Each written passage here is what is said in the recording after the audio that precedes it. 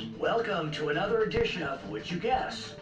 Now, advances in genetics have allowed Jewish communities from all corners of the globe to uncover tremendous insights into their ancestry. Why?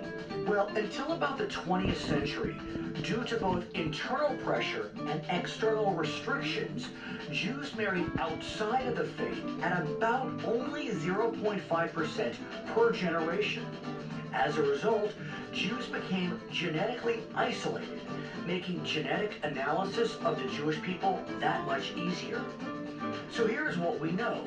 Genetic researchers have found that all Jews, Ashkenazi, Sephardic, Mizrahi, whatever, descend from a founding community that lived 2,500 years ago in Mesopotamia or modern-day Iraq.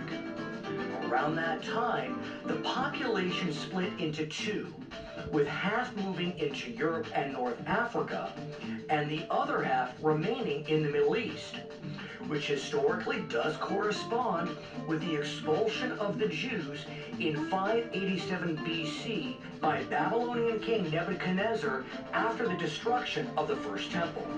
Okay, so let's focus on Jews who wound up in Central and Eastern Europe in the last millennia, known as the Ashkenazi, who are now about 80% of all Jews living today for 10 million people around the globe. Now, the genetic studies tell us that this original Ashkenazi population lived in the medieval era about 600 to 800 years ago.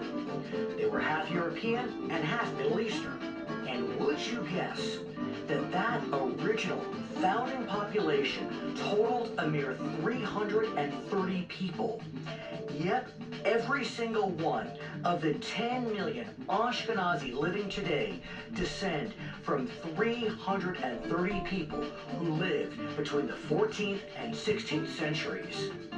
And given how acute the genetic similarities are of today's Ashkenazi, geneticists have determined that all 21st century Ashkenazim are literally mishpocha, which means family in Yiddish, being at least 30th cousins. Well, that's all for this edition of Would You Guess?